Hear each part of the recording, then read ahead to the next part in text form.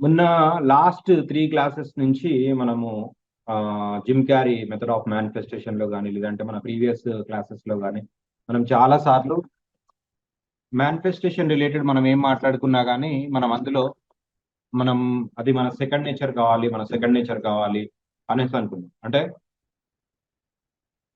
మనం పాజిటివ్ గా థింక్ చేయడం కావచ్చు, లేదంటే ఆ మేనిఫెస్టేషన్ ప్రొసీజర్ లో జిమ్ క్యారీ యూజ్ చేసిన మేనిఫెస్టేషన్ ప్రొసీజర్ లో ఆ ప్రొసీజర్స్ అనేవి మన సెకండ్ నేచర్ కావాలి అనేసి మల్టిపుల్ టైమ్స్ అనుకున్నాం. సెకండ్ నేచర్ కావాలి అనేసి అంటే అది ఏ రకంగా పాసిబుల్ అవుతుంది? సెకండ్ నేచర్ అనేది ఓకే కావాలి, బాగుంది, కానీ అది ఎట్లా పాసిబుల్ అవుతుంది? ఇప్పుడు చాలా మంది అంటుంటారు పాజిటివ్ గా థింక్ చేయండి, విజువలైజ్ చేసుకోండి, ఇమాజినేషన్ చేసుకోండి, లేదంటే ఎలైన్ అయి ఉండండి, లేదంటే గాడ్ కి సరెండర్ అవ్వండి, లెట్ ఇట్ గో సంథింగ్ ఇట్లాంటివన్నీ చెప్తుంది. కానీ అవన్నీ మనం ఎట్లా చేయాలి, ఎట్లా చేయడం వల్ల ఆ వర్డ్స్ వరకు మనకు అర్థమైంది, ఎట్లా చేయడం వల్ల అవి పాసిబుల్ అవుతాయి. ఈ రోజు మనము ఆ టాపిక్ డిస్కస్ చేయబోతున్నాం. ఎట్లా చేయడం వల్ల పాసిబుల్ అవుతాయి అనేసి అంటే అవి మన సెకండ్ నేచర్ అయినప్పుడు మనకు అవి పాసిబుల్ అవుతాయి. ఆ సెకండ్ నేచర్ అనేది మనం ఎట్లా బిల్డ్ చేసుకోవాలి? ఆ సెకండ్ నేచర్ అనేది నథింగ్ బట్ మన యాటిట్యూడ్, మన క్యారెక్టర్, మన వే ఆఫ్ థింకింగ్, మన లైఫ్ స్టైల్, మన habit. That is our second nature. So ఆ సెకండ్ నేచర్ మనం ఎట్లా బిల్డ్ చేయగలం? Because of repetition. By doing repetition మనం ఆ సెకండ్ నేచర్ అనేది మనం బిల్డ్ చేయగలం. ఫర్ ఎగ్జాంపుల్ నా లైఫ్ లోనే తీసుకుంటే, నేను ఫస్ట్ దాదాపు ఒక 15 years బిఫోర్ అనుకుంటా, మా మ్యారేజ్ అవడానికి బిఫోర్ నేను గీతా పిరమిల్ అనేసి ఒక ఆవిడ ఒక బుక్ రాసింది, బిజినెస్ మహారాజాస్ అని. ఆ టైంలో నాకు ఎప్పుడు కూడా నేను బిజినెస్ ఫీల్డ్ లోకి వెళ్ళాలి, జాబ్ చేస్తే ఏం పెద్దగా సక్సెస్ కాలేము, సో బిజినెస్ చేస్తే మనం చాలా మందికి మన చుట్టూ ఉండే ప్రపంచం చాలా వండర్ఫుల్ గా మనం క్రియేట్ చేసుకోవచ్చు, చాలా డబ్బులు వస్తాయి అందులో. సో మనకు బిజినెస్ చేస్తేనే చాలా డబ్బులు వస్తాయి, చాలా డబ్బులు వస్తే మనం చాలా హ్యాపీగా ఉండొచ్చు, మన చుట్టూ ఉండే వాళ్ళందరినీ కూడా చాలా హ్యాపీగా. సో అప్పుడు నేనేమనుకున్నానంటే చాలా డబ్బులు ఉంటే మనము బాగా హ్యాపీగా ఉండొచ్చు, లైఫ్ లో అనుకునే అన్ని కూడా జరుగుతాయి, మనం ఏమనుకుంటే అది జరుగుతుంది. మనం చుట్టూ ఉండే వాళ్ళని, మనం ప్రేమించే వాళ్ళందరినీ లేదా మనల్ని ప్రేమించే వాళ్ళందరినీ కూడా మనం మన చుట్టూ ఉంచుకోవచ్చు, వాళ్ళు ఎక్కడ ఏ జాబ్ చేయాల్సిన పని లేదు, వాళ్ళు వాళ్ళు హ్యాపీగా ఉండొచ్చు. అంటే అన్ని ఉంటే మనకు లైఫ్ లో కావాల్సిన అన్ని ఉంటాయి, అంటే లైక్ మనీ కావచ్చు, అన్ని కంఫర్ట్స్ కావచ్చు, ఇవన్నీ కూడా ఉంటే మనుషులు చాలా స్వచ్ఛంగా, చాలా వండర్ఫుల్ గా, చాలా జాయ్ఫుల్ గా ఉంటారేమో అని అప్పట్లో నాకు ఆ థాట్ ఉండేది. నా పాయింట్ ఆఫ్ వ్యూ అట్లా ఉండేది. అంటే డబ్బులు ఉంటే జనాలంతా మంచిగా ఉంటారు కావచ్చు, అప్పుడు డబ్బులు వెనకాల దేని వెనకాల కూడా పరిగెత్తడం ఆపేస్తారు కావచ్చు, అందరు కూడా చాలా మనస్ఫూర్తిగా ప్రేమగా ఒకరితోనొకరు సంతోషంగా ఉంటారు కావచ్చు అనేసి అనుకునేటోళ్ళు. సో అప్పుడు అందుకని నా ఐడియల్, నా రోల్ మోడల్ ధీరుభాయ్ అంబానీ ఉంటుండే. ధీరుభాయ్ అంబానీ ఆయన 10th క్లాస్ ఫెయిల్. ఆయన చాలా తక్కువ స్టేజ్ నుంచి, ఏ బ్యాక్గ్రౌండ్ లేకుండా, జస్ట్ సొంత తెలివితేటలతోని, హార్డ్ వర్క్ తోని ఒక బిజినెస్ ఎంపైర్ అనేది క్రియేట్ చేసిండు. అదే రిలయన్స్ అనేది మనందరికీ తెలుసు. సో అట్లాంటి పర్సన్ ని నేను రోల్ మోడల్ గా పెట్టుకున్నా. ఎందుకు అనేసి అంటే మనం ఎవరిని రోల్ మోడల్ గా పెట్టుకుంటే మనం వాళ్ళగా అవడానికి ట్రై చేస్తాము. సో దానివల్ల ఆటోమేటిక్ గా వాళ్ళ లెవెల్ దాటిపోవడం కానీ, లేదంటే వాళ్ళ లెవెల్కి వెళ్ళడం కానీ, లేదంటే దరిదాపుగా వాళ్ళ లెవెల్కి రీచ్ అవ్వడం కానీ అట్లాంటిది జరుగుతూ ఉంటుంది.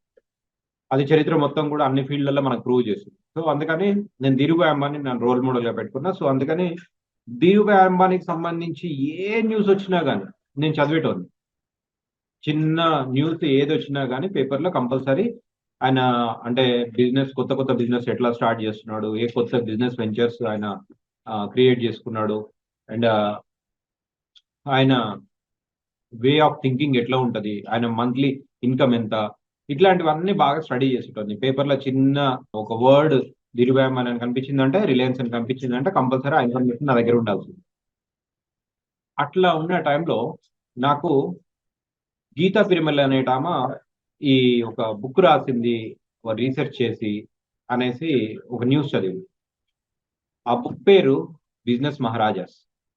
ఆ బుక్ లో ఆమె ర్యాక్స్ టు రిచెస్, అంటే చాలా పేదరికము నుంచి, చాలా తక్కువ రిసోర్సెస్ నుంచి వాళ్ళు రిచెస్ట్ పీపుల్ గా ఎదిగిన వాళ్ళ గురించి ఆమె రాసింది. వాళ్ళతో పర్సనల్గా వెళ్ళి టైం స్పెండ్ చేసి వాళ్ళతో ఇంటర్వ్యూ తీసుకొని ఆమె టైం స్పెండ్ చేసింది. సో ధీరుభాయ్ అంబానీకి సంబంధించి ఎప్పుడు కూడా న్యూస్ అంతా కూడా ఏంటంటే ఆయన బిజినెస్ కొత్త వెంచర్స్ ఏం స్టార్ట్ చేస్తున్నాడు, ఆ షేర్ ప్రైస్ ఎట్లా ఉంది, ఇట్లాంటి న్యూస్ వచ్చేది. కానీ ఆయన ఎట్లా ఆలోచిస్తాడు, ఎట్లా ఆలోచించడం వల్ల ఆయన ఇట్లా అయిండు అనేది తెలిసేది కాదు. ఎందుకంటే పేపర్లో ఎక్కడ రాసేవాళ్ళు కాదు. నాకు కావాల్సింది ఏంటంటే ఆయన ఎట్లా ఆలోచిస్తాడు, ఎట్లా ఆలోచించడం వల్ల ఆ మనిషి అట్లా అయిండు, అసలు ఏం లేని ఒక పొజిషన్ నుంచి ఒక 50,000 క్రోర్స్ బిజినెస్ ఎంపైర్ ఎట్లా అతను క్రియేట్ చేయగలిగిండు. సో ఆ కీ కనుక మనం పట్టుకుంటే మనం అట్లాంటి ఒక బిజినెస్ ఎంపైర్ అనేది మనం క్రియేట్ చేయొచ్చు. సో అప్పుడు ఫుల్ డబ్బులు వచ్చేస్తాయి అనేసి నా థింకింగ్ ఉంటుండే. ఆ టైంలో గీతా పిరమిల్ అనేటమ్మ బిజినెస్ మహారాజాస్ అనేసి బుక్ రాసింది. ఆ బుక్ రిలీజ్ అయింది. ఆ బుక్ రిలీజ్ అయినప్పుడు దాని కాస్ట్ 300 రూపీస్. అప్పట్లో 300 రూపీస్ అనేసి అంటే చాలా పెద్ద అమౌంట్. ఎందుకంటే నేను కొనే బుక్స్ అన్ని కూడా అప్పుడు మ్యాక్స్ ఒక 100 రూపీస్ లెవెల్లో ఉండేవి. సో ఇది దాదాపు around more than 15 years I think, మా పెళ్లి అవడానికి బిఫోర్. అప్పుడు హిమాలయ హిమాలయ పబ్లికేషన్స్ అనేది ఒక బుక్ స్టోర్ ఉంటుండే. అయితే ఈ బిజినెస్ మహారాజాస్ అనే బుక్ రిలీజ్ అయిందని తెలుసు, కానీ ఈ బుక్ ఎక్కడ దొరుకుతుంది అని నాకు తెలియదు, ఎక్కడ కొనాలనేది తెలియదు. మామూలుగా మనకు అవైలబుల్గా ఉంటుందా, మనకున్న ప్లేసెస్ లో మనకున్న బుక్ స్టోర్స్ లో అవైలబుల్గా ఉంటుందా అనేది తెలియదు. సో ఒకరోజు సో నేను శాంతి బుక్ స్టోర్ లోకి వెళ్ళాం, హిమాలయ పబ్లికేషన్స్ అనేది ఆ బుక్ స్టోర్ లోకి వెళ్ళాం మేము. Himalaya publications famous. దాంట్లో వెళ్ళినప్పుడు నాకు సడన్ గా అక్కడ బిజినెస్ మహారాజాస్ బుక్ కనిపించింది, గ్రీన్ కలర్. యాక్చువల్గా ఆ బుక్ తీద్దాం అనుకున్నా, పైన ఉంది. ఆ నెక్స్ట్ టైం ఎప్పుడన్నా తీసి చూపిస్తాం మీకు. ఆ బుక్ ఉంది ఇప్పటికీ నా దగ్గర. అయితే ఆ ఆ బుక్ చూసిన, ఆ బుక్ తీసుకోవాలని ఉండే. ఆ బుక్ చూడడానికి బిఫోర్ నా దగ్గర అప్పుడు నేను జాబ్ చేస్తా ఉండే, చిన్న జాబ్.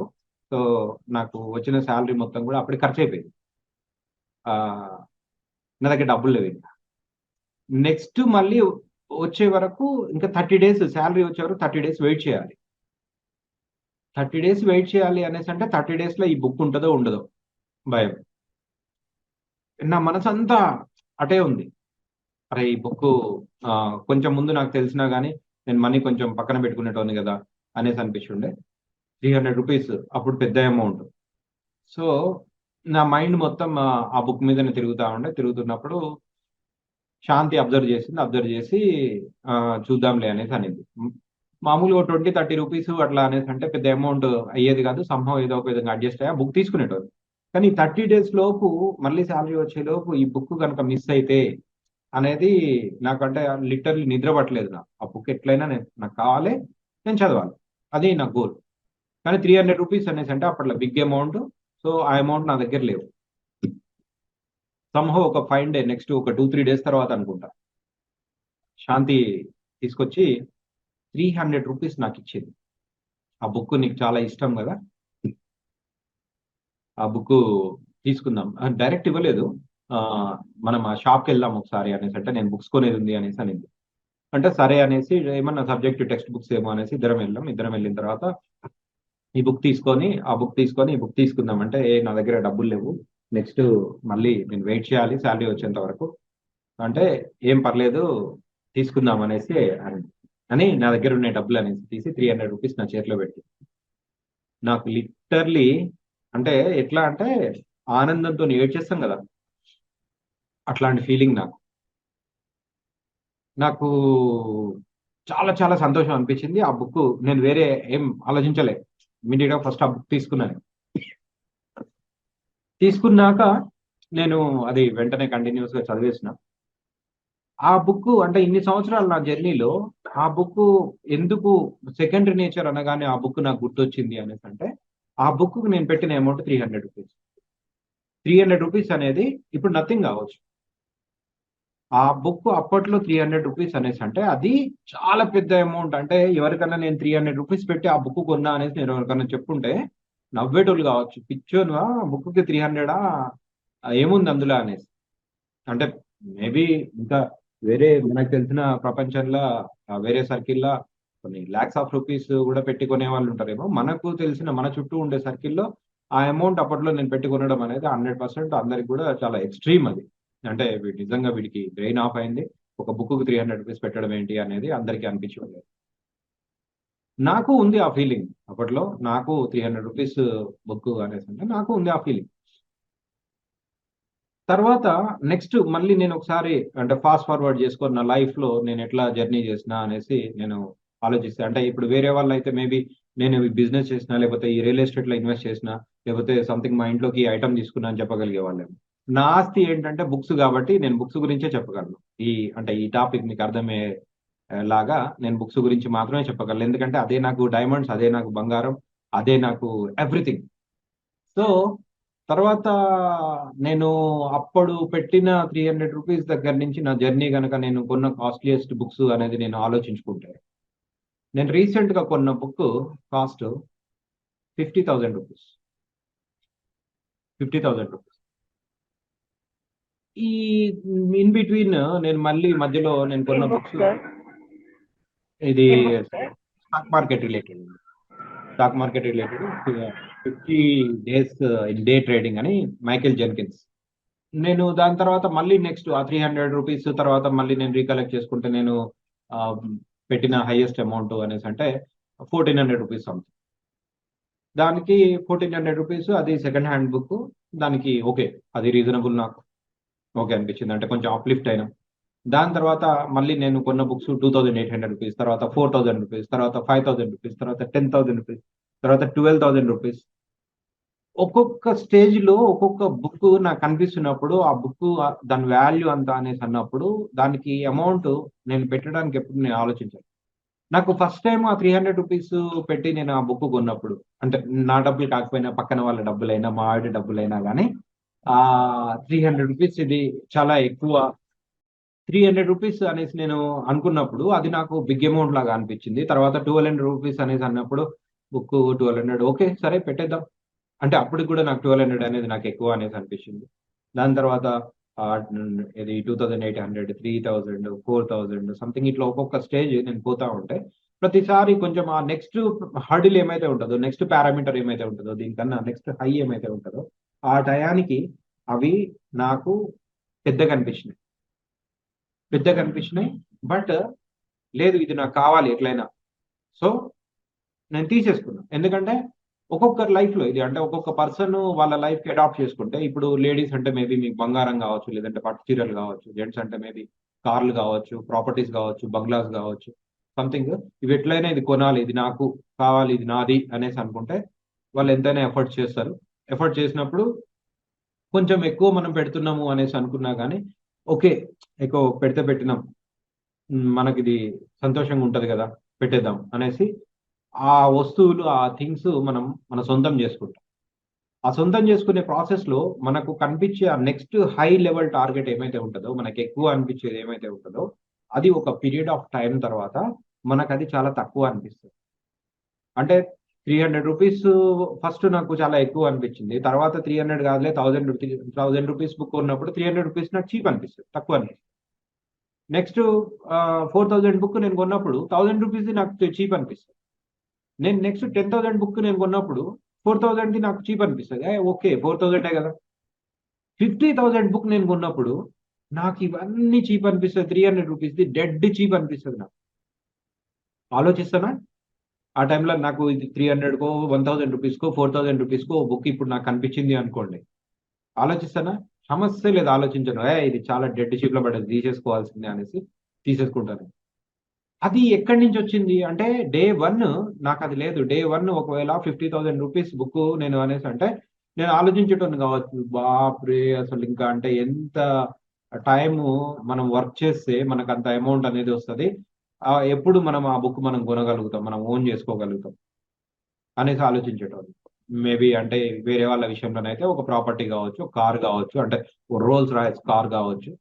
లేదంటే ఒక Lamborghini Lamborghini or Ferrari car గావచ్చు. సంథింగ్ ఈ కైండ్ ఆఫ్ అట్లా అనిపిస్తుండొచ్చు. కానీ ఎప్పుడైతే నేను నాకు ఇది కావాలి. So, take it first. Somehow take it తర్వాత మన ప్రియారిటీస్ మనీ అవసరం ఉంటే సమ్‌హౌ ఏదో ఒక విధంగా జనరేట్ అయితాయి. మనం దాన్ని రకంగా మనం ప్లాన్ చేసుకుందాం. మనం వర్క్ చేసుకుందాం. మనం ఎట్నో ఒకట్ల మనకొస్తాయి సంపాదిద్దాం అనేసి నేను అనుకున్నప్పుడు ఇది నాకు ప్రియారిటీగా అనిపించినప్పుడు, అది నేను ఓన్ చేసుకున్నప్పుడు ఒక పీరియడ్ ఆఫ్ టైమ్ తర్వాత ఆటోమేటిక్‌గా ఈ రెగ్యులర్ గా చేసే నా యాక్టివిటీ ఏమైతే ఉందో, అంటే నేను ఏదైతే నేను ఫస్ట్ ఇది హై అనేసి నేను ఫీల్ అయ్యి తర్వాత దాన్ని ఎప్పుడైతే నా సొంతం చేసుకున్నానో, నేను ఓవర్కమ్ చేసాను, అది నాకు లో తక్కువ అనేసి అనిపిస్తుంది. అంటే తక్కువ మీన్స్ అది ఈజీ, అది కష్టమేం కాదు. అంటే ఏ పని అయినా ఇప్పుడు మనీ రిలేటెడ్ అనే కాకుండా వేరే ఏ పని అయినా కానీ మనం చేసినప్పుడు ఒక గోల్ అనేది మనం పెట్టుకున్నప్పుడు ఫస్ట్ అది మనకు చాలా అమ్మో అంత హైట్ నేను జంప్ చేయగలనా అనేసి నేను అనుకున్నప్పుడు ఫస్ట్ అది మనకు కొంచెం టఫ్ గా మన వల్ల కాదేమో అనే డౌట్ కూడా. కానీ ఎట్లయినా కానీ దాన్ని నేను సొంతం చేసుకోవాలి, ఆ టార్గెట్ నేను రీచ్ అవ్వాలి అని 100% ఫిక్స్ అయ్యి మనం అది చేసినప్పుడు, అది మనం అచీవ్ చేసిన తర్వాత దాని తర్వాత నెక్స్ట్ లెవెల్ ఏమైతే ఉంటుందో అది నెక్స్ట్ మనకు కొంచెం హార్డ్ లెక్క అనిపిస్తుంది. దాన్ని కూడా అచీవ్ చేసినప్పుడు, దాని తర్వాత అచీవ్ చేసుకుంటూ పోతున్నప్పుడు సక్సెస్ అనేది మన హ్యాబిట్ అవుతుంది. సక్సెస్ అనేది మన హ్యాబిట్ అవుతుంది. సక్సెస్ అనేది మన సెకండ్ నేచర్. వన్స్ సక్సెస్ అనేది మన సెకండ్ నేచర్ అయింది అనేసి అంటే, వన్స్ కాన్ఫిడెన్స్ అనేది మన సెకండ్ నేచర్ అయింది అనేసి అంటే, వన్స్ ఏదైనా సరే నేను అనుకున్నట్టు నా చేతిలోకి వస్తుంది, నా లైఫ్ లోకి వస్తుంది అనే కాన్ఫిడెన్స్ ఎప్పుడైతే బిల్డ్ అవుతుందో, జస్ట్ లైక్ దట్ థింగ్స్ వచ్చి మీ ఒళ్ళో వాళ్తాయి, థింగ్స్ వచ్చి మీ ఒళ్ళో పడతాయి. మీరు ఏమనుకుంటుంది అయితే అరిస్టాటిల్ ఓనాసిస్ అంటాడు, ఏమంటాడంటే నువ్వు ఎట్లా ఉన్నా సరే, నువ్వు ఎట్లా పుట్టినా సరే, నువ్వు ఎట్లా ఉన్నా సరే, నీ దగ్గర ఒక్క పెన్నీ లేకపోయినా సరే డ్రీమ్ బిగ్. నువ్వు ద బెస్ట్ రెస్టారెంట్ లోకే వెళ్ళు, ద బెస్ట్ బట్టలే తీసుకో, the best go for the best always. మామూలుగా అందరూ ఏమంటారు, నాకు ద బెస్ట్ కావాలి అంటే అది చాలా కాస్ట్లీ ఉంటుంది కదా, నేను ఎఫర్ట్ చేయలేను కదా, ప్రజెంట్ నా పొజిషన్ సపోర్ట్ చేయదు కదా అని. అరిస్టాటిల్ ఒనాసిస్ అంటాడు, నీ దగ్గర డబ్బులు లేకపోతే వెళ్ళి ఒక స్టార్ హోటల్లో, ద బెస్ట్ హోటల్ ఏమైతే ఉంటుందో ఆ స్టార్ హోటల్లో వెళ్ళి టీనే తాగు, టీ మాత్రమే తాగు. But whatever you do it in the best places, be with the best people. ఇప్పుడు నేను కనుక బెస్ట్ పీపుల్ తో ఇప్పుడు ఉన్నట్టు క్లాస్ తీసుకుంటున్నట్టు, సో ద బెస్ట్ పర్సన్స్ తో ఉండండి, ద బెస్ట్ ప్లేసెస్కి వెళ్ళండి, ద బెస్ట్ థింగ్సే మీరు పర్చేజ్ చేయండి, ద బెస్ట్ థింగ్సే మీరు ఎవరికైనా అవతల వాళ్ళకి చేసేటప్పుడు కూడా ద బెస్ట్ మీరు ఏమైతే చేయగలుగుతారో అదే చేయండి. సెకండ్ గ్రేడ్ వద్దు, సెకండ్ క్వాలిటీ వద్దు, ద బెస్ట్ మీరు ఏమి ఇవ్వగలుగుతారు. ఒక మనిషిని సంతోషంగా ఉంచడానికి, ఒక మనిషిని కంఫర్ట్గా ఉంచడానికి, ఒక మనిషిని హ్యాపీగా ఉంచడానికి ద బెస్ట్ మీరు ఏం చేయగలుగుతారు. అతిథి దేవోభవ అనేసి అంటారు. మీ ఇంటికి అతిథి వచ్చినప్పుడు దేవుణ్ణి ఎట్లయితే ట్రీట్ చేస్తారో అట్లనే ట్రీట్ చేయండి. ద బెస్ట్ మీరు ఏమైతే ఇవ్వగలుగుతారో, దేవుడు కనుక మీకు ప్రత్యక్షం ఒక రోజు మీ ఇంట్లోనే ఉంటా అనేసి అంటే మీరు ద బెస్ట్ ఏమి ఇవ్వగలుగుతారు. మీరు ఆలోచిస్తూ ఉంటారు ఇంకా ఏం చేయగలుగుతా, ఇంకా ఏం చేయగలుగుతా అని. ద బెస్ట్ మీరు చేస్తారు. చేసేటప్పుడు, ఇచ్చేటప్పుడు ద బెస్ట్ చేయండి, తీసుకునేటప్పుడు, అడిగేటప్పుడు ద బెస్ట్ అడగండి. When you deserve it the best will come, obviously there is no other way. మీరు దానికి అర్హత సంపాదించినప్పుడు, మనం లాస్ట్ క్లాస్ లో చెప్పుకున్నాం కదా అర్హత ఎట్లా సంపాదించాలి, aligning with the nature, Prema, confidence, love, positivity, attitude, everything ఇక్కడి నుంచి వచ్చినప్పుడు మనం ఎలానే ఉన్నప్పుడు బస్ ఆటోమేటిక్గా ద బెస్టే థింక్ చేస్తాం, ద బెస్టే చేస్తాం. మీరు ఏమైతే ఈరోజు మీ వల్ల కావేమో, మీరు చేయలేరేమో అనేసి అనుకుంటారో దానికన్నా కొంచెం చిన్న గోల్ పెట్టుకోండి. దానికన్నా మీకు ఏదైతే పాసిబుల్ అవుతుంది అనేసి మీకు అనిపిస్తుందో ఆ గోల్ పెట్టుకోండి, అది చేయండి. దాన్ని అచీవ్ చేయడం అనేది మీకు కాన్ఫిడెన్స్ అనేది బిల్డ్ చేస్తుంది. నేను రీసెంట్గా ఒక బుక్ చదివాను. ఆథర్ పేరు ఒక చిన్న డౌట్ సార్. చాలా చెప్పండి. మంది మన మన దగ్గర అమౌంట్ లేదనుకో, తక్కువ ఉందనుకో, ఇప్పుడు ఓకే, చెప్తారు కదా 5 స్టార్ కి వెళ్ళి టీ తాగమని. ఆ పక్కన చూసే వాళ్ళు వీరికి ఏం లేకున్నా ఎడ్స్ ఎక్కువ ఉన్నాయి, ఆ 300 తో మామూలు హోటల్లో తినచ్చు కదా అంటారు. ఆ,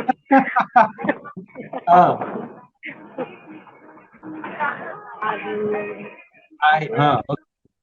చాలా మంది అంటారు సార్. నాకు మా కొలీగ్ ఒక అతను ఉండేవాడు. కూర్చుంటాడు సార్ ఒకడే, వస్తాడు చాలా సరదాగా మాట్లాడేవాడు. అతను కూర్చున్నప్పుడు, అమ్మా నువ్వు ఏమన్నా అనుకో, నేను ఈరోజు టీ తాగినాను, తాజ్లో హోటల్ తాజ్లో తాగానమ్మా. "ఆ, ఎంత అనుకున్నావు? 150, 200 రూపీస్ టీ అన్నాడు. అంటే నేను అంత పెట్టి టీ అవసరం సార్ అన్న. అంటే నా nature as a middle class mentality. అంటే ఆ, వాళ్ళు ఇచ్చే ఎమ్యూనిటీస్ అంటే పక్కన ఉండే క్లైమేట్ అంతా చూసినప్పుడు ఆ, అది మర్చిపోతామమ్మా, హ్యాపీగా అనిపిస్తుంది. టీనే తాగాను కానీ అట్లనే నేనేమి హై క్లాస్ కాదు, కానీ నాకు అది ఇష్టము. ఒకరోజు కాకా హోటల్లో చదువుతాను, ఒకరోజు 5 స్టార్లో చదువుతాను. నా ఇష్టం అది.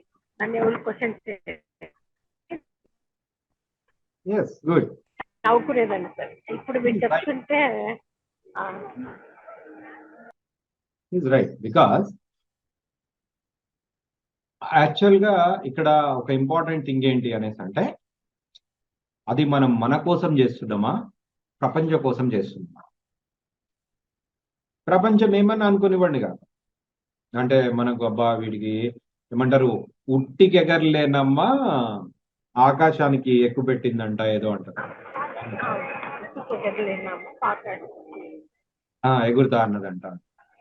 అంటే ఉట్టికి అంటే ఇంట్లో ఉట్టి ఇంతకు ముందు పాత కాలంలో అనుకుంటా మా నాయనమ్మ తాతయ్య వాళ్ళ అది ఇంటికి సార్ ఉట్టికెక్కడైనమ్మా స్వర్గానికి ఎక్కుద్దా అంటారు. సూపర్. ఎస్. సో అంటే ఉట్టి ఎంత ఉంటది, మన తల పైన కొంచెం హైట్ ఉంటది. ఉట్టి అంటే తెలుసు కదా, ఇంట్లో ఇట్లా కట్టుకుంటారు కదా. ఆ పాత కాలంలో మా నాయన. తెలుసు సార్, పల్లెటూర్లలో పాలు పెరుగు పెట్టి. సో దానికి ఎగరలేని వాళ్ళు ఆకాశానికి ఎగురుతా అన్నారంట అనేసి అంటుంటారు. సో మన చుట్టూ ఉండే వాళ్ళు క్రిటిసైజ్ చేసే వాళ్ళు చాలా మంది అట్లనే అంటుంటారు. అదే గనక ఒకవేళ రైట్ బ్రదర్స్ గనక అనుకొని ఉంటే, వాళ్ళు ఏరోప్లేన్ అనేది కనిపెట్టే వాళ్ళు కాదు. వాళ్ళు అనుకోలేదు మేము ఉట్టికి ఎగరలేం కదా, మేము ఆకాశానికి ఏమి ఎగురుతాం అనేసి వాళ్ళు అనుకోలేదు. వాళ్ళు చాలాసార్లు ఫెయిల్ అయ్యారు. బట్ స్టిల్ వాళ్ళు చెయ్యాలనుకున్నారు, చేయగలుగుతాం అనే కాన్ఫిడెన్స్ తో ఉన్నవారు. దానికి వాళ్ళు రకరకాల ట్రయల్స్ చేసిండ్రు. థామస్ ఆల్వా ఎడిసన్, ఆయన బల్బు కనిపెట్టిన తర్వాత జర్నలిస్టులు అంటారు, మీరు 10,000 టైమ్స్ మీరు బల్బు కనిపెట్టడానికి మీరు ఫెయిల్ అయినారు కదా అనేసి అంటే, అతను అంటాడు 10,000 ways లో I identified how A bulb cannot be build. Signal 10,000 సరిగ్గా రావట్లేదు సార్. నా ప్రాబ్లమ్ మీ ప్రాబ్లమ్. మీ దగ్గర అయి ఉంటది. అంటే మీరు జర్నీలో ఉన్నారు కదా, సో రికార్డెడ్ అవుతుంది కదా మళ్ళీ. సో 10,000 ways నేను కనిపెట్టిన బల్బుని ఏ రకంగానైతే తయారు చేయలేము అనేసి. What a confidence! అంటే 10,000 ways లో అతను ట్రై చేస్తూనే పోయిండు. అతను ఎక్కడ కూడా డిసప్పాయింట్ కాలే, డిస్కరేజ్ కాలే. సో ఆ కైండ్ ఆఫ్ యాటిట్యూడ్ ని అతను బిల్డ్ చేసుకోగలిగాడు. ఆ కైండ్ ఆఫ్ యాటిట్యూడ్ ని అతను బిల్డ్ చేసుకోవడం వల్ల అతను, నేను ఇది చేయలేనేమో, ఇది నా వల్ల కాదేమో, నా కెపాసిటీ కాదేమో అని అతను అనుకోలేదు. అతను ఒక అద్భుతం అని తన ఒక అద్భుతం అని తను ఫీల్ అయ్యింది. ఈవెన్ జిమ్ క్యారీ కూడా ఎప్పుడు ప్రతి ఒక్క ఇంటర్వ్యూలో ఒకటి ఏం చెప్తాడు అనేసి అంటే, నేను మా అమ్మని ఎప్పుడు కూడా నవ్వించడానికి నేను ట్రై చేస్తూ ఉండేటోని, ఆమెను ఎప్పుడు హ్యాపీగా ఉంచడానికి ట్రై చేస్తూ ఉండేటోని. ఆమె ఎప్పుడు చాలా నెగిటివ్ గా పెసిమిస్టిక్ గా ఆలోచిస్తూ ఉంటది. ఆమెకు నేను ఎందుకు ఆమె చాలా లక్కీ అనేది నేను ఆమెకు చెప్పేటోను అనేసి అంటే, నన్ను వాళ్ళు కన్నారు కాబట్టి, నా పేరెంట్స్ వాళ్ళు కన్నారు కాబట్టి, వాళ్ళు దే క్రియేటెడ్ మీ. అందువల్ల వాళ్ళు లక్కీ ఫెలోస్, వాళ్ళ అదృష్టవంతులు అనేసి నేను వాళ్ళని ఎప్పుడు కన్విన్స్ చేయడానికి ట్రై చేసాను. నన్ను కనడం వల్ల వాళ్ళ అదృష్టవంతులు ఎట్లయినరు అంటే, జిమ్ క్యారీ తనకు తాను నేను ఒక అద్భుతం అని అంత బలంగా ఫీల్ అయ్యాడు. నేను ఒక అద్భుతం, మహా అద్భుతం. రవితేజ రాజా ది గ్రేట్ మూవీలో అనుకుంటా విలన్ డైలాగ్ ఇది. ఈ డైలాగ్ వల్ల మా చిన్నోడికి మహా సూర్య తేజ్ యోధ అని పేరు పెట్టిన నేను. మహా అనే వర్డ్ అక్కడి నుంచి వచ్చింది. నేను ఒక అద్భుతం, మహా అద్భుతం. ఎవరైతే అట్లా అనుకోగలుగుతారో, నేను ఒక అద్భుతం, మహా అద్భుతం. నేను ఎవరైతే అట్లా అనుకోగలుగుతారో ఆటోమేటిక్ గా వాళ్ళ చుట్టూ పాజిటివ్ ఎనర్జీ ఉంటుంది, వాళ్ళ చుట్టూ పాజిటివ్ ఇన్సిడెంట్స్ జరుగుతాయి, వాళ్ళ చుట్టూ పాజిటివ్ పీపుల్ వస్తారు. ఇంతకుముందు ఒకవేళ లేకపోయినా సరే ఇప్పుడు వస్తారు. నేను ఒక అద్భుతం, మహా అద్భుతం. అది ఓవర్ నైట్ లో మీకు బిల్డ్ అవ్వదు. మీకు ఫస్ట్ మన చుట్టూ ఉండే వాళ్ళు రకరకాలుగా ఉట్టికి ఎగరలేనమ్మా, స్వర్గానికి ఎగిరిందంట అనేసి, స్వర్గానికి నిచ్చెనేసిందంట అని సంథింగ్ ఇట్లాంటివి నెగిటివ్ గా, నువ్వు ఇది చేయలేవు, అది చేయలేవు, నీ కెపాసిటీ ఏంటి, నువ్వు ఆ రేంజ్ లో కలలు కంటున్నావా, ఆ మాటలు మాట్లాడుతున్నావా, నీతో అవుతుందా, పెద్ద పెద్ద దోళ్ళే కాలేదు. నేను నేను పెళ్లికి ముందు నేను కొన్ని ఐడియాస్ నేను డిస్కస్ చేసేటప్పుడు, సాఫ్ట్వేర్ అంటే నాకు చిన్నప్పటి నుంచి నాకు బాగా ఇష్టం. సాఫ్ట్వేర్ రిలేటెడ్ నేను ఏమన్నా మాట్లాడుతుంటే మా ఫ్రెండ్స్ అనేటోళ్ళు, అరే నీది అంత గ్రేట్ ఐడియాని అయితే బిల్ గేట్స్ ఇప్పటిదాకా చేయలేకపోయిందా అంటే, వాళ్ళ ఉద్దేశం ఏంటి అనేసి అంటే, ఒక గొప్ప ఇన్వెన్షన్ ఏమైనా చేయాలి అనేసి అంటే వాడు ఆల్రెడీ గొప్పోడై ఉండాలి అనేసి. బట్ మనం అంతా మర్చిపోతున్న ఒక విషయం ఏంటి అనేసి అంటే, ఒక గొప్ప బిజినెస్ ఎంపైర్ క్రియేట్ చేయడానికి బిఫోర్ ధీరుభాయ్ అంబానీ ఒక నార్మల్ పర్సన్, ఒక గొప్ప వరల్డ్ రిచెస్ట్ పర్సన్ ప్లేస్ కి వెళ్ళడానికి బిఫోర్ బిల్ గేట్స్ ఒక నార్మల్ పర్సన్, వాళ్ళ మదరు మెంటల్లీ రిటార్డెడ్ ఏంటి, వీడి పిచ్చోడా ఏంటి, వీడంతా ఎప్పుడు వీడి ప్రపంచంలో వీడు ఉంటాడు అనేసి సైక్రియాటిస్ట్ దగ్గర తీసుకుపోయింది. ఒక గొప్ప డిస్కవరీ బల్బ్ కనిపెట్టడానికి బిఫోర్ థామస్ ఆల్ఫా ఎడిసన్ ఒక నార్మల్ పర్సన్, చాలా ఆడ్ జాబ్స్, చాలా చిన్న చిన్న జాబ్స్ చేసి world one of the richest person గా మారడానికి before Aristotle Onassis normal person, dish wash చేసిండు, ఐరన్ చేసిండు, టెలిఫోన్ ఆపరేటర్ లెక్క పనిచేసిండు. అవన్నీ ఎట్లా పాసిబుల్ అయినాయి? బికాస్ వాళ్ళు ఎప్పుడూ కూడా మా వల్ల ఇది కాదు అని అనుకోలేవాళ్ళు. వాళ్ళ మేనిఫెస్టేషన్, వాళ్ళ గోల్స్, వాళ్ళ డ్రీమ్స్, వాళ్ళ యాటిట్యూడ్, ఎవ్రీథింగ్ వాళ్ళ సెకండ్ నేచర్ అయింది. సెకండ్ నేచర్ ఎట్లా అయింది? ఇట్లా అయింది.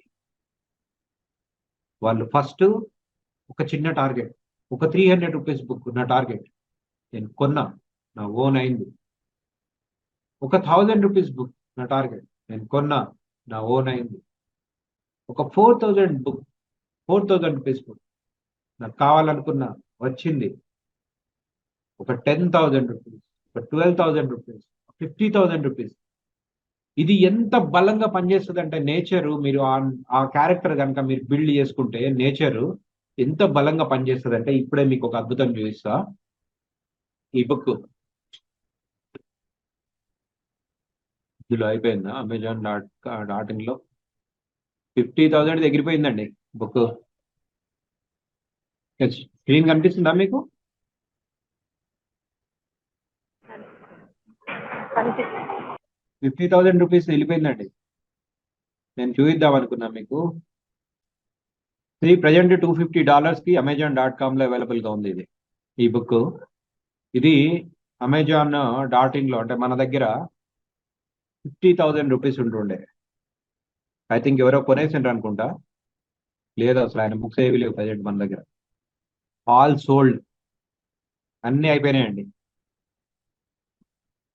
బుక్ జస్ట్ మీకు ఐడియా కోసం Amazon.com లో $250 పడుతుంది ఇది. దీనికి custom tax 124 rupees shipping charges, 124 rupees shipping charges అంటే 350 plus 20 370 dollars in rupees. In case ఒకవేళ మనం అక్కడ కొని మనం ఇక్కడ తెచ్చుకోవాలనుకుంటే 30,000 రూపీస్. ఓకే, ఇది ఇండియాలో Amazon.in లో 50,000 రూపీస్ ఉండేది. ఈ బుక్ అంటే మన సెకండరీ నేచర్ ఒక థింగ్ అయినప్పుడు మనకి ఎంత పవర్ఫుల్, ఎంత బలంగా అది పనిచేస్తుంది, అండ్ నేచర్ ఎంత వండర్ఫుల్ గా మనకు సపోర్ట్ చేస్తుంది అనేసి అంటే, ఎంత బలంగా పనిచేస్తుంది అనేసి అంటే, ఈ బుక్ కొనడానికి బిఫోర్ నేను ఆలోచిస్తా ఉండే 50,000 కొందామా వద్దా, జాగ్లియన్ స్పోర్ట్స్ ఆస్ట్రాలజీ బుక్ కొందామా వద్దా అని ఆలోచిస్తా రోజు ఆ బుక్ చూడడం. ఎందుకంటే నా భయం ఏంటంటే, సరే Amazon.com లో ఒకవేళ కొన్న తర్వాత మళ్ళీ అది కస్టమ్స్ వాళ్ళు తీసుకుంటే మళ్ళీ అది పే చేయాలి. దాదాపు 30% నుంచి 80% వాళ్ళ ఇష్టం వచ్చినంత వేస్తారు. తీసుకోవాలా వద్దా తీసుకోవాలా వద్దా అని డైలమా నేను ఆలోచిస్తా ఉన్నప్పుడు, ఎందుకంటే ఒక పక్కనేమో బుక్ మిస్ అయిపోతుంది అవునండి, ఒక పక్కనేమో కావాలి అనేసి. ఇది నేను ఆల్రెడీ కొన్న 50,000 బుక్ గురించి కాదు, ఇది ఫ్రెష్ ఇది. సో నేను ఆలోచిస్తా ఉంటే మా అక్క అనింది, ఏంటిదిరా ఆలోచిస్తా ఉన్నావు అంటే, ఆ బుక్ కొనాలక, అందులో చాలా వర్త్ ఇన్ఫర్మేషన్ ఉంటుందని నాకు అనిపిస్తుంది. కానీ 50,000 ఉంది అండ్ దాంట్లో మళ్ళీ కస్టమ్స్ ట్యాక్స్ ఇవన్నీ పడతాయేమో. ఇదే కనుక యుఎస్ లో కొని అక్కడి నుంచి గనక వస్తే మనకు ఎవరైనా పర్సనల్ గా తీసుకొని వస్తే అప్పుడు ఈ ట్యాక్స్ ఇవన్నీ ఏం పడవు, ఆ అమౌంట్కి వచ్చేస్తుంది. ఎక్స్ట్రా మనము ఇవన్నీ పే చేయాల్సిన అవసరం ఉండదు అనేసి అంటే, ఆహా అనేసి అనింది. తర్వాత 2 days తర్వాత తను వెళ్ళిపోయింది. వెళ్ళిపోయినాక నాకు ఫోన్ చేసి, అరే నువ్వు బుక్స్ ఏవో కావాలన్నా కదా, ఆ లింక్స్ పంపించాను. పంపించినాక ఆ రోజు ఈవినింగ్, నీ బుక్ వచ్చేస్తుంది లేరా, నేను మన వాళ్ళు ఉన్నారు తెలిసిన వాళ్ళు ఉన్నారు చెప్పిన, ఆ బుక్ వచ్చేస్తుంది అనేసి అని. నాకు నమ్మకం లేకుండే, అంటే అంత, ఎందుకంటే మా అక్క ఇంతకుముందు నాకు ఏ బుక్ కొనియలేదు. అంటే ఆ సందర్భం రాలేదు కావచ్చు. సో 50,000 బుక్ అంటే, ఒక బుక్ 50,000 అంటే నాలాంటి వాళ్ళు పెడతారు కానీ దాని గురించి పెద్ద ఐడియా లేని వాళ్ళు అంత ప్రిఫర్ చేయరు కదా. తులం బంగారము, అరతులం బంగారం కూడా వస్తుంది అనుకుంటా కదా, ఇప్పుడు ఎంత ఉందో తెలియదు నాకు అసలు రేట్లు. సో అవుతుందా అనేది, సరే ఏముంది అడిగింది కదా ఇద్దాంలే అని. ఒక 15 days తర్వాత అనుకుంటా, అరే ఆ బుక్ అన్నావు కదా, ఆ బుక్ కొనేసిన, ఆ బుక్ ఏమైందిరా అంటే, లేదక్క చూస్తున్నా, ఒకవేళ ఇండియాలో ఏమైనా ప్రైస్ ఏమైనా తగ్గుతుందేమో, అవైలబుల్ ఉంటుందో వేరే ఎక్కడన్నా, ఒక 20,000 అట్లా వచ్చినా కానీ కొందాం అనేసి ఆలోచిస్తున్నా, బట్ 50,000 అంటే అనేసి అంటే అనింది. బుక్ తీసేసుకున్నాము, నీకు నవంబర్లో వస్తుంది నీ చేతికి, అక్కడి నుంచి వచ్చేటోళ్ళు ఎవరైనా తీసుకొని వస్తారు అని చెప్పి. నాకు ఫస్ట్ నేను నమ్మలే. తర్వాత మళ్ళీ అక్క కొన్నరా, వచ్చిందా, డెలివరీ అయిందా అంటే, బుక్ ఎవరైతే ఏ పర్సన్ అయితే కొన్నారో ఆ పర్సన్ కి డెలివరీ అయిన తర్వాత నాకు కన్ఫర్మ్ అయింది. ఆ బుక్ ఇప్పుడు మా అక్కకు తెలిసిన వాళ్ళ దగ్గర ఎవరి దగ్గర ఉంది. ఆ బుక్ నవంబర్లో నా చేతికి వస్తుంది. ఇక్కడ డబ్బులు నేను పెట్టలేదు. మా అక్క మా అక్క ఎప్పుడు నాకు ఏ బుక్ నాకు ఇప్పించలేదు. ఒకటేసారి 50,000 వర్త్ బుక్ నా కోసం తీసుకుంది. అంటే ఇది నా సెకండ్ నేచర్ అయింది కాబట్టి, నేను నెక్స్ట్ ట్రేడింగ్ గ్రూప్ లో మిగతా వాళ్ళందరితో నేను ఇంతకుముందు ఒకసారి ప్రపోజ్ చేసింది ఏంటంటే, 1,000 ఒక 1,20,000 1,50,000 ఒక బుక్, 300 pages బుక్, 1,000 కాపీస్ మాత్రమే. అంటే వరల్డ్ మొత్తంలో 1986లోను 83లోను పబ్లిష్ అయిన ఆ బుక్ మళ్ళీ రీపబ్లిష్ చేస్తున్నారు. 1,000 కాపీస్ మాత్రమే పబ్లిష్ చేస్తారు. దాని కాస్ట్ 1,20,000 రూపీస్. ఆ 300 pages బుక్ కాస్ట్ 1,000 కాపీస్ మాత్రమే. ప్రపంచం మొత్తంలో 1,000 కాపీస్ మాత్రమే పబ్లిష్ అవుతాయి. అవి 1,000 మెంబర్స్ మాత్రమే కొనుక్కోగలుగుతారు అన్నమాట. అయితే నేను గ్రూప్ లో ప్రపోజ్ చేస్తుండే, ఈ బుక్ కొనాలి, గ్రూప్ బై అంటే తలా ఒక 10,000 అట్లా వేసుకొని కొందామా అనేసి నేను ప్రపోజ్ చేస్తుండే. ఎవరు రెస్పాండ్ కాలేదు. ఆ బుక్ నేను ఇంకా ఏం కొనలేదు. ఆ బుక్ అట్లా పెండింగ్ లో ఉంది. అంటే నా జర్నీ 300 రూపీస్ బుక్ దగ్గర నుంచి, 300 రూపీస్ చాలా ఎక్కువ అనుకునే ఒక లెవెల్ నుంచి, ఒక 50,000 రూపీస్, ఒక 1,00,000 రూపీస్ కూడా ఒక 300 pages బుక్, లేదా ఒక సాఫ్ట్ కాపీస్కి, ఒక పీడిఎఫ్ కాపీకి ఏమాత్రం నేను కేర్ చేయని ఒక లెవెల్కి నా థింకింగ్ అనేది ఎవాల్వ్ అయింది. అది నా యాటిట్యూడ్ అయింది. అది నా సెకండ్ నేచర్ అయింది. అది ఎట్లా అయింది? Step by step. నేనేమైతే ఎఫర్ట్ చేయగలుగుతా అనేసి నేను అనుకున్నానో, దాన్ని నా సొంతం చేసుకుంటూ వస్తున్నప్పుడు ఆటోమేటిక్గా ఒకదాని తర్వాత ఒకటి, దానికన్నా ఎక్కువ ఏదున్నా కానీ okay, I can afford it, నా వల్ల అయితే నేను సొంతం చేసుకోగలుగుతా అనే కాన్ఫిడెన్స్. ఎక్కడ దాకా ఆ కాన్ఫిడెన్స్ వచ్చింది అనేసి అంటే, ఒక బుక్ కి 1,00,000 రూపీస్ అయినా సరే నాకు ఇది కావాలి అనేసి అంటే, somehow I will get it, in this way or in that way I will get it. అది నా వల్ల కాదేమో, అమ్మో అంత డబ్బులా, మనతోనే అవుతుందా, ఆ స్టేజ్ లో నేను లేను. అది నాకు కావాలి అనేసి అనుకుంటే అది నాకు కావాలి, దట్స్ ఇట్, లాక్. కౌన్ బనేగా కరోడ్పతిలో కనుక ఆన్సర్ చెప్ప అమితాబ్ బచ్చన్ అంటాడు కదా, లాక్ కర్దే. ఒకసారి లాక్ అయిపోయింది అనేసి అంటే right are wrong, it has to be done. That's it. నా నా మైండ్ లో నాకు ఏమైతే నేను కావాలనేసి అనుకుంటున్నానో నేను లాక్ చేసేసాను. నా యాటిట్యూడ్, నా థింకింగ్ ఎట్లయితే ఉందో, ఎట్లయితే ఎవాల్వ్ అయిందో, దాన్ని step by step, day by day, with the time నన్ను నేను అప్లిఫ్ట్ చేసుకుంటా వచ్చాను. నాకు ఏది కావాలన్నా కానీ I can do it. I'm worth of that, I deserve that, I'm capable of that. నా మైండ్ నేను అట్లా బిల్డ్ చేస్తాను. సో ఇప్పుడు నేను ఏమనుకున్నా కానీ నా లైఫ్లో నేను మేనిఫెస్ట్ చేసుకోగలను. పక్కన వాళ్ళ లైఫ్లో కూడా నేను మేనిఫెస్ట్ చేయగలను. ఎట్లా వస్తుంది? బికాస్ మన మన మన యాటిట్యూడ్, మన స్ట్రాంగ్ పవర్ఫుల్ యాటిట్యూడ్ మన సెకండ్ నేచర్ గా మారినప్పుడు వస్తుంది. This is my second nature. నేను ఏమనుకుంటే అదైతే, నేను ఏం చేయాలనుకుంటే అది చేయగలను.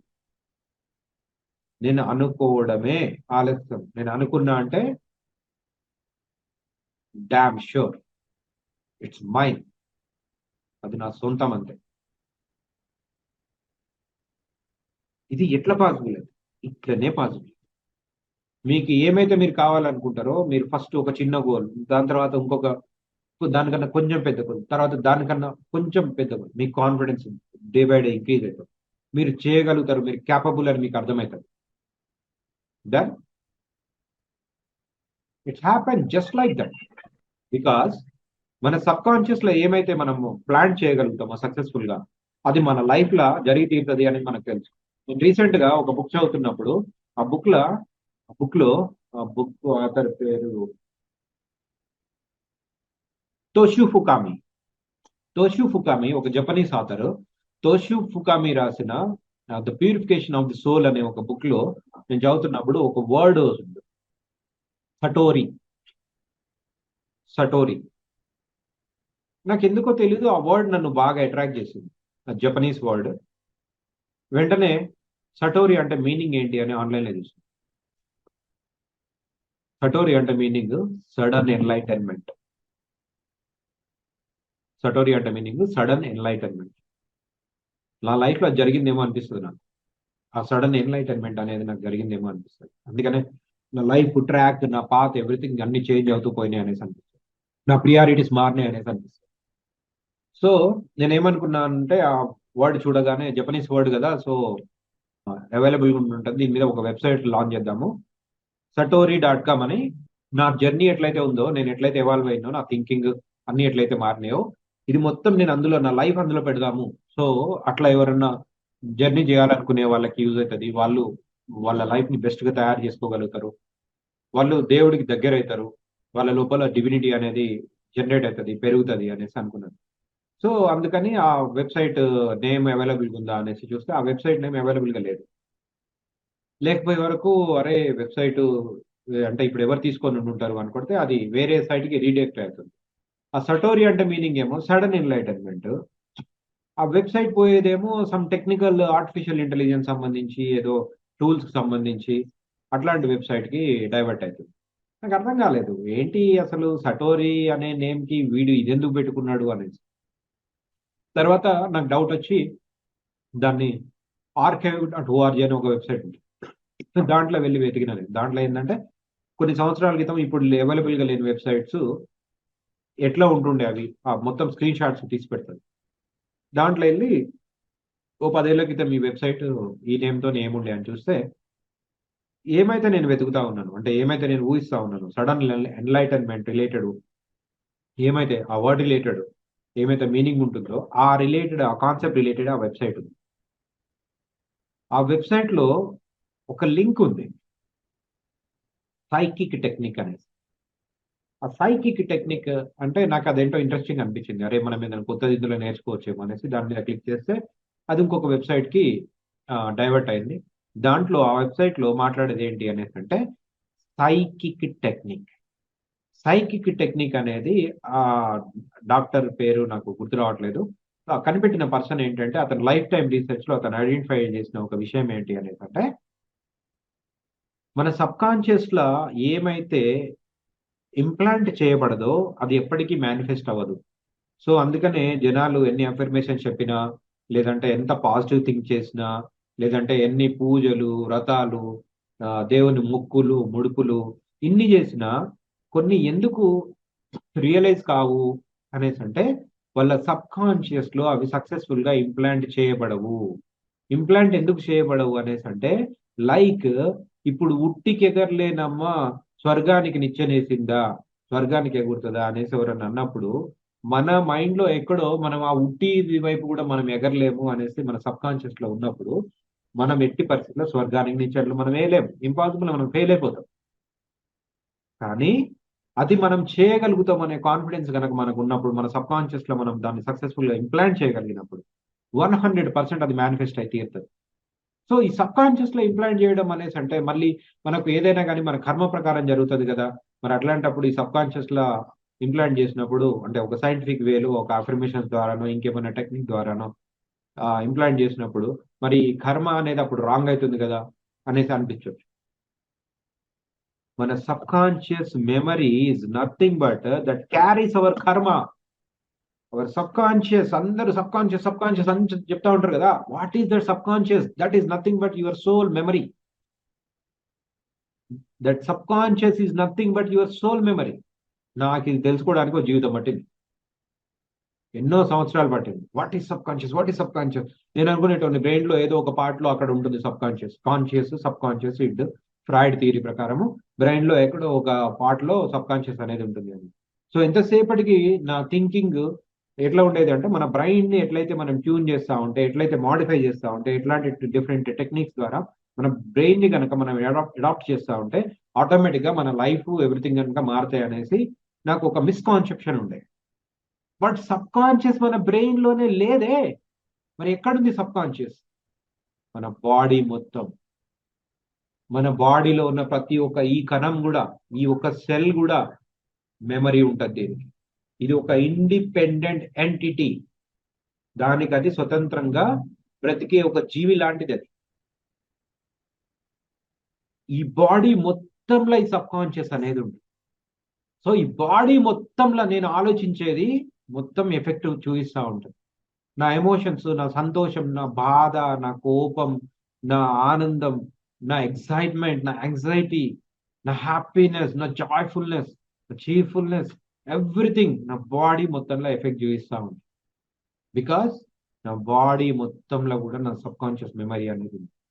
సో ఆ వెబ్సైట్ చూస్తున్నప్పుడు నాకు అర్థమైన ఒక ఇంపార్టెంట్ టెక్నిక్ ఏంటి అంటే ఈ సబ్ కాన్షియస్ లో ఒక ఐడియాని ప్లాంట్ చేయడానికి they used a method that is called psychic method.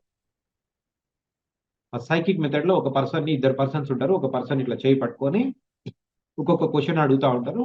దీని గురించి మనం ప్రాక్టికల్ గా ఎప్పుడైనా నేను డీటెయిల్ గా చెప్తాను. As of no just theory summarise చెప్తాను. సో ఇంకొక పర్సన్ వాళ్ళని ఇట్లా పట్టుకొని ఒక వర్డ్ చెప్తారు, నువ్వు ఇది అనేసి అంటే you are a woman, suppose మీ పేరు మీ పేరు ప్రభావతి, మీ పేరు లావణ్యం అంటే నెక్స్ట్ దాని తర్వాత మీరు యాక్సెప్ట్ చేసే విషయాలు, తర్వాత మీరు యాక్సెప్ట్ చేయని విషయాలు ఒక్కొక్కటి ఒక ఆర్డర్లా అరేంజ్ చేసుకొని ఆ చేపట్టుకొని ఆ క్వశ్చన్ అన్నప్పుడు మీరు ఆ ఫోర్స్ వాళ్ళు డౌన్ కి ప్రెస్ చేయాలి. ప్రెస్ చేసినప్పుడు ఎంత ఫోర్స్ అయితే వాళ్ళు యూజ్ చేస్తున్నారో దాన్ని బట్టి ఈ టెస్ట్ చేసే పర్సన్ కి అర్థమైపోతుంది వాళ్ళ సబ్ కాన్షియస్ లో ఏముంది అనేసి. అది psychic technique that is patented. అది ఎవరు పడితే వాళ్ళు యూజ్ చేయడానికి లేదనమాట. అది కనిపెట్టిన అతను దాని మీద పేటెంట్ తీసుకున్నాడు. చాలా సంవత్సరాల క్రితం సంగతి ఇది. సో ఆ టెక్నిక్ స్టడీ చేయడం వల్ల నాకు అర్థమైంది ఏంటి అనేసి అంటే సో మన సబ్ కాన్షియస్ లో ఏమైతే మనం ప్లాన్ చేయగలిగితే అది 100% మేనిఫెస్ట్ అయితే ఇస్తుంది. దాన్ని ప్లాన్ చేయడం ఎట్లా, అనేసి అంటే మీకు ఏమైతే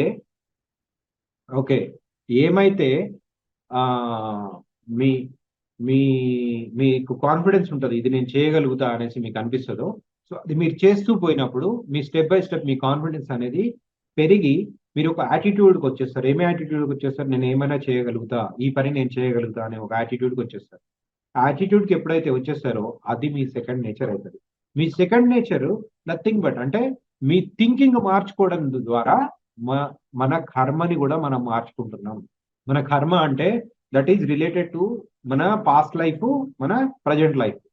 సో మన పాస్ట్ లైఫ్ లో మనం ఏమైతే మనము మనల్ని మనం తక్కువగా మనం బిల్డ్ చేసుకున్నామో, కాన్ఫిడెన్స్ లెవెల్స్ కావచ్చు, ఇవన్నీ వాటి వల్లనే ఇప్పుడు మనం అట్లా ఆలోచిస్తూ ఉంటే, ఇప్పుడు మన ఆలోచనలు మార్చుకోవడం ద్వారా మనం ఒక పాజిటివ్ కర్మ అనేది మనం క్రియేట్ చేసుకుంటున్నాం. పాజిటివ్ థింకింగ్, పాజిటివ్ యాటిట్యూడ్ మనం క్రియేట్ చేసుకుంటున్నాం. ఎప్పుడైతే ఆ సక్సెస్ఫుల్ పాజిటివ్ యాటిట్యూడ్ అనేది పాసిబుల్ అవుతుందో, అది మీ సెకండ్ నేచర్ అవుతుంది. అదే మీ సెకండ్ నేచర్, అదే మీ కర్మ, అదే మీ సబ్ కాన్షియస్ లో ఇంప్లాంట్ చేయడం, అదే మీ పాజిటివ్ ఎఫర్మేషన్స్. ఓకే, సో దానికి డిఫరెంట్ మెథడ్స్ ఉన్నాయి. జపం కావచ్చు, చాంటింగ్ కావచ్చు, అఫర్మేషన్స్ కావచ్చు, ల్యూసిడ్ డ్రీమింగ్ కావచ్చు, డే డ్రీమింగ్ కావచ్చు, పాజిటివ్ టాకింగ్ కావచ్చు. వీటన్నిటికన్నా ఈజియెస్ట్ మెథడ్ పాజిటివ్ పీపుల్ తో ఉండడం కావచ్చు, పాజిటివ్ పీపుల్ తో మాట్లాడడం కావచ్చు, పాజిటివ్ పీపుల్ తో టైం స్పెండ్ చేయడం కావచ్చు, వాట్ ఎవర్ ఇట్ ఈస్. అట్లా మన సెకండ్ నేచర్ ఎప్పుడైతే మనం బిల్డ్ చేస్తామో, మీరు ఏమనుకుంటే అదే. That is the secret and that is the way of creating your second nature. Got it? Class over. Thank you sir. Welcome. ఏమైనా doubts? Thank you sir. No doubt sir. Doubt ఏం లేదు. More information sir. More information. ఒకదానికోటి ప్రతిదీ connect అయి ఉంటది. అంటే ఇప్పుడు మీ life 6 months లో మారుతుంది అని చెప్పినా కదా, అది ఎప్పుడు మారుతుంది అంటే, ఇప్పుడు నేను ఏమైతే టాపిక్ చెప్పినో దీన్ని మీరు ప్రాక్టికల్ గా ఇంప్లిమెంట్ చేస్తున్నంత వరకు. అండ్ దీనికి ప్రైమరీ మీరు చేయాల్సింది ఏంటి అనేసి అంటే, నో కంప్లైంట్స్. No complaints. మీరు అనుకున్నా సార్. మీరు ఏం చేయగలుగుతారో అది చేయండి మనస్ఫూర్తిగా. మీ సంతోషం మీదనే మీరు ఫోకస్ చేయండి. అవతల వ్యక్తి లైఫ్ కానీ, అవతల వ్యక్తి ఇన్ఫ్లుయెన్స్ చేయడం కానీ మీ కంట్రోల్లో, మీ చేతిలో ఉండవు. మీ లైఫ్ మిమ్మల్ని మీరు షేప్ చేసుకోవడము, మీ లైఫ్ మీరు జీవించడం మీ చేతిలో ఉంటుంది. అది చేయండి. No complaints. Then it becomes your second nature. So ఇప్పుడు లావణ్య మేడం చెప్పినారు, పక్కన వాళ్ళు ఎవరో అట్లా అనుకుంటారు, తాజ్ హోటల్ ఆయన టీ తాగిండు అవసరమా సంథింగ్. ఆయన ఏమన్నాడు అప్పుడు, నా ఇష్టం భయ్, కావాలంటే ఉడిపి హోటల్లో తాగుతా, లేదంటే స్టార్ హోటల్లో తాగుతా. అది ఆయన చాయిస్, ఆయన ఇష్టం. That is him. అట్లా మీకంటూ ఒక సొంత వ్యక్తిత్వం, మీకంటూ ఒక సొంత థింకింగ్, మీకంటూ ఒక సొంత రెస్పాన్సిబిలిటీ తీసుకొని దానివల్ల వచ్చే పాజిటివిటీ ఆర్ నెగిటివిటీ ఏమైనా కానీ మీరు ఫేస్ చేయడానికి రెడీగా ఉంటారు. Plus or minus. మనం మన లెక్కనే ఉంటే మనతో ఉండేవాళ్ళు చాలా తక్కువ మంది అయిపోతారు, వదిలేసి వెళ్ళిపోతారు అంతా. నచ్చదు జనాలంతా. ఎప్పుడైనా కానీ ఎప్పుడు ఉంటారు మనతోని అంటే, వాళ్ళ ఎక్స్పెక్టెన్సీస్ మన ద్వారా ఫుల్ఫిల్ అవుతున్నంత వరకు మనతోని ప్రేమగా ఉంటారు. అప్పటి వరకు మనల్ని చాలా ప్రేమగా చూసుకుంటారు, మనకు కావాల్సినవి అన్నీ చేస్తారు. ఎప్పుడైతే మన సొంతంగా మనం ఆలోచించడం, మన సొంతంగా మనం డిసిషన్ తీసుకోవడం మనం చేస్తామో, యాక్సెప్ట్ చేయరు. నీకు బాగా పొగరెక్కింది, నీకు బాగా కొవ్వు పెరిగింది, నీకు ఈ మధ్య బాగా తెలివి ఎక్కువైంది, సంథింగ్ ఇట్లాంటివన్నీ వినాల్సి వస్తుంది.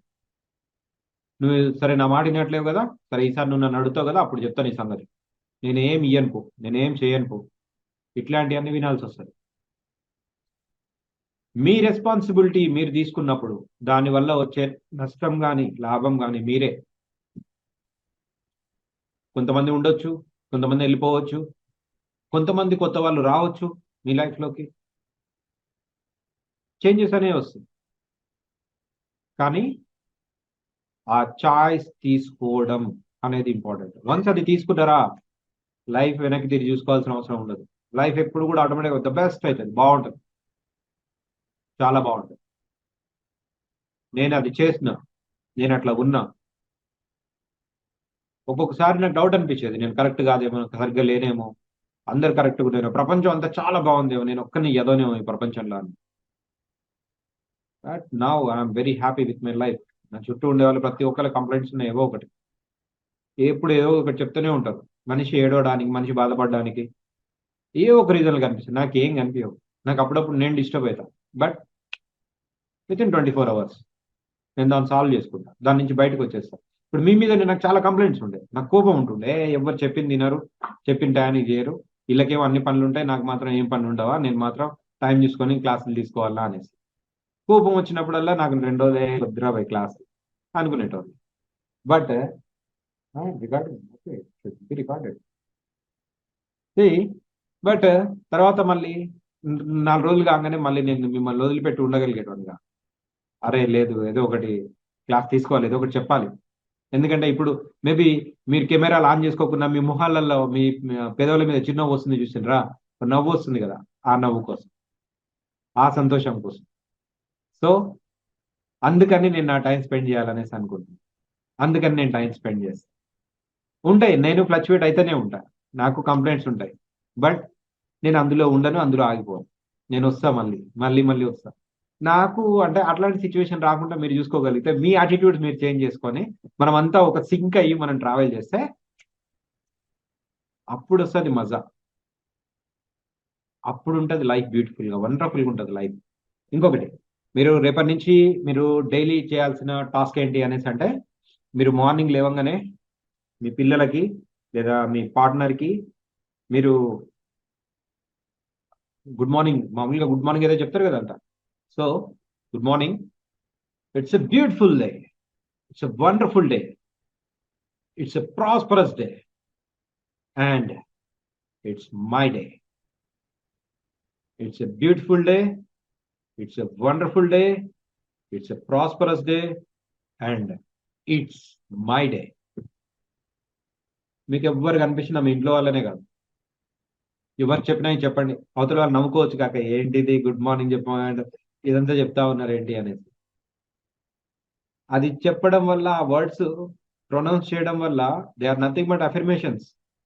మీ లైఫ్లోకి మీరు అట్లాంటి సిచ్యువేషన్స్ అట్రాక్ట్ చేస్తూ ఉన్నారు, అండ్ మీరు ఎవరికైతే చెప్తా ఉన్నారో వాళ్ళ లైఫ్లోకి ఆ బ్లెస్సింగ్స్ మీరు ఇస్తా ఉన్నారు. జస్ట్ డూ ఇట్, చేంజెస్ అనే కనిపిస్తుంది. ప్రభాతి మేడం, 6 నెలల మీ లైఫ్ కనుక మారకపోతే మీరు కాదు ఫెయిల్ అయినట్టు, నేను ఫెయిల్ అయినట్టు. నేను చూస్తా, నేను అదేలాగా సార్, అదేలా అవుతుంది? నా మిస్టేక్ అవుతుంది కదా. అదే మిస్టేక్ చేయొద్దనేగా మరి చెప్పేది, నేర్చుకోవద్దనేగా చెప్పేది. రైట్, ఓకేనా అండి? Okay sir. మండే కుదిరితే మండే క్లాస్ తీసుకుంటా, లేకుంటే ఈ క్లాస్ వీలైనప్పుడల్లా మన ఛానల్లో ఉన్న వీడియోస్ చూడండి, దాన్ని స్టేటస్ గా పెట్టుకోండి. ఎవరికైనా యూజ్ అయితే వాళ్ళ లైఫ్ చేంజ్ అవుతుంది. ఓకేనా? బాయ్. చాలా హ్యాపీగా ఉన్నా నేను ఈరోజు మిమ్మల్ని కలిసినందుకు. Thank you. Thank you very much. కూడా అంతే హ్యాపీగా ఉంటాం. Thank you.